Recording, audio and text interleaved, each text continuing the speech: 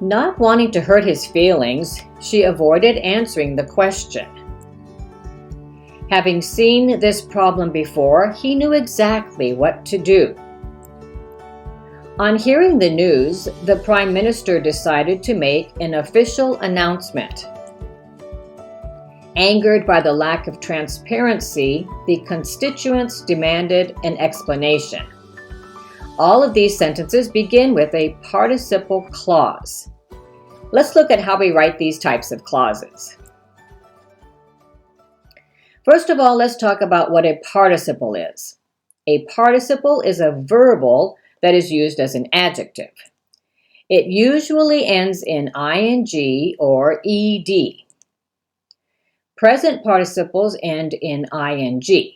Past participles usually end in ed or any of these others. A participle functions as an adjective and modifies nouns and pronouns.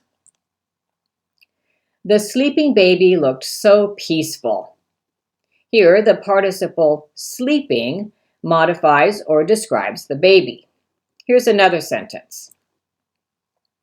Smiling, she covered the sleeping child. A participle clause can also be sometimes called a participial phrase, and it's a group of words consisting of a participle plus the modifier and or pronouns or a noun phrase. It can be a direct object, an indirect object, a complement of the action or state expressed in the participle. Opening the drawer, the teacher took out the paper. The participle clause in this sentence is opening the drawer. Let's look a little closer at this sentence. The participial phrase functions as an adjective modifying the teacher. In this sentence, the teacher is the one who is opening the drawer. Opening is the participle, and the drawer is the direct object. Let's look at a few more examples. Tom saw his brother running down the street. In this sentence, running is the participle, and down the street is a prepositional phrase, acting as an adverb. Customers interested in Apple products have been waiting for this news release. The participle here is interested in, and Apple products is the direct object of that participle. Having been a lawyer, Mr. Thomas knew what the outcome of the case would be. Here the participle is having been, and a lawyer is the subject complement of Mr. Thomas. It tells us more about who Mr. Thomas is. So again, a participle clause is a dependent or subordinate clause that begins with a participle. A present participle is made up of a verb plus the ing ending. The woman driving the car is my sister. The participle clause is driving the car. The main sentence here is the woman is my sister. The woman who is driving the car is my sister. Cars driving on the road need to be careful of pedestrians. Another way to say this would be, cars that are driving on the road need to be careful of pedestrians. Here's another example. Students handing in their homework late will lose 10 points. Another way to write this would be, students who hand in their homework late will lose 10 points. Now here are some examples of when to use present participle clauses. One is when you want to give the result of an action.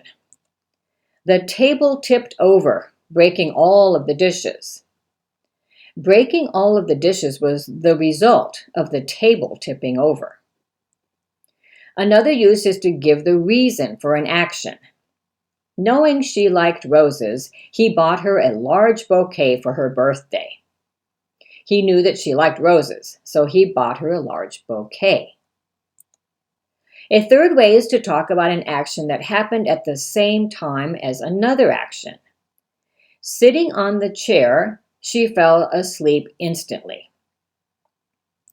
One more way that you can use present participle clauses is to add information about the subject of the main clause. Starting from September, the price will increase. Now let's talk about a past participle clause. It's similar to a simple passive relative clause, a clause that modifies a noun or a noun phrase. Here's an example. Angered by the delay, the man called customer service for an explanation. Because the man was angered by the delay, the man called customer service for an explanation. Interested in finding out the truth, the manager called a meeting. Here's another example. Stolen months ago, the documents were never recovered. Here are some ways that you can use a past participle clause. One way is with a similar meaning to an if condition. Used in this way, participles can make your writing more concise. Another way to say this would be, if you use it in this way, participles can make your writing more concise. One more way is to give the reason for an action. Worried about being late, he set his alarm extra early. And we can also add information about the subject of the main clause. Filled with pride, the manager presented the employee with the award. We also have something we call perfect participle clauses. It shows that the action has already finished before the action in the main clause. Here's an example to show what I mean. Having been informed earlier, he went straight to the office. He already had the information, so he went straight to the office. Having finished the assignment, they decided to celebrate their success. Again, this assignment was already finished, and then they decided to celebrate their success. We have one last way that we can use participle clauses, and that is after conjunctions and prepositions. Especially when the ing phrases follow before, after, instead of, on, when, while, in spite of. Before running, you should do some warm-up exercises. Instead of complaining about it, he decided to find another solution to the problem. While reading the newspaper, he noticed the ad for the job opening. You can see that each of these begins with a preposition. To avoid confusion, the participial phrase should be placed as close as possible to the noun it modifies.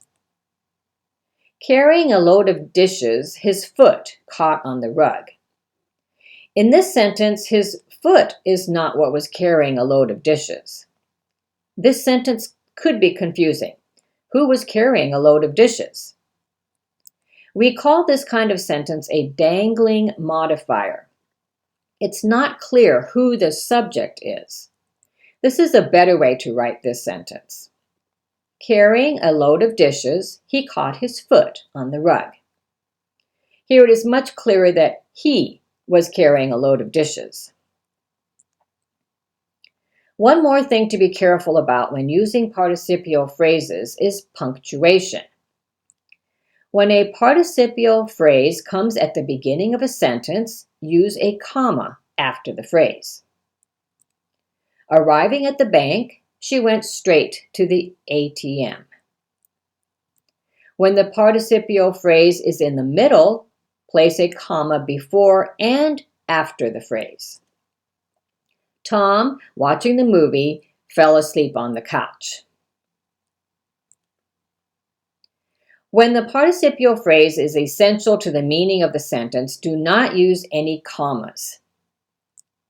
The man wearing the black suit was the groom.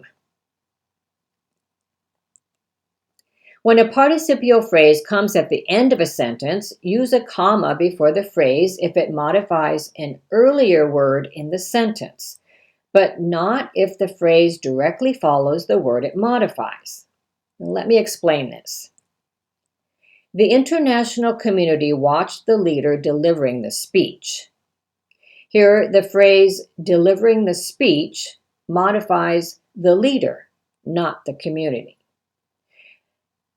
Therefore, we do not need a comma.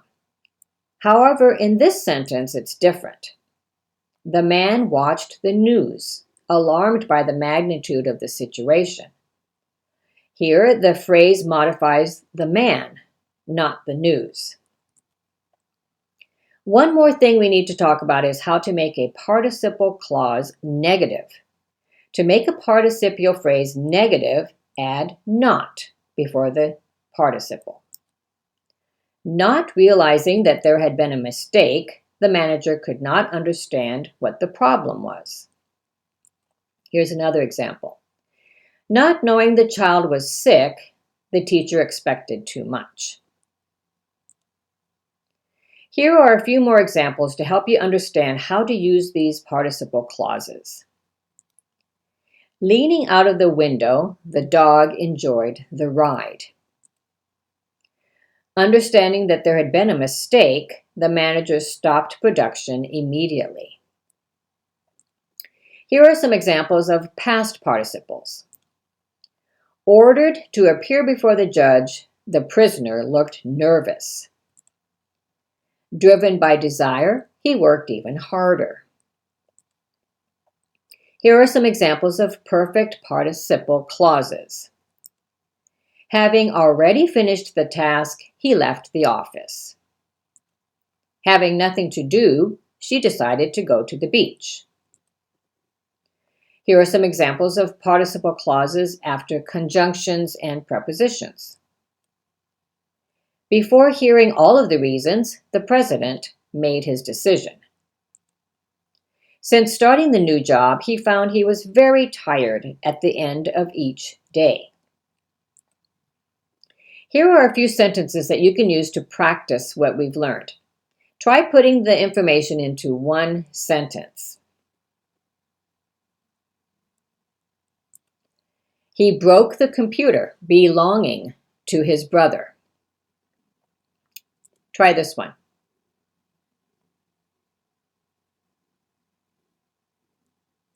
Students arriving late will not be allowed to take the test. And one more.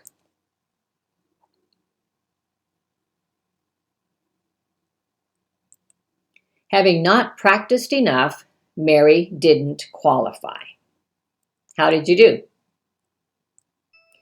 Let's review what we've learned. A participle is a verbal ending in ing, ed, etc. that functions as an adjective. A participle phrase consists of a participle plus a modifier, object, and/or a complement. Place participle clauses as close as possible to the nouns or pronouns they modify. Use a comma when the phrase comes at the beginning of a sentence, in the middle of the sentence where you need to add 2 commas, and at the end of the sentence if it is separated from the word it modifies. I hope you can see that learning how to use participle clauses will improve your writing skills. Happy writing! If you need help with practicing your writing skills, check out these workbooks that can be useful in improving your academic writing skills. The link is in the description below.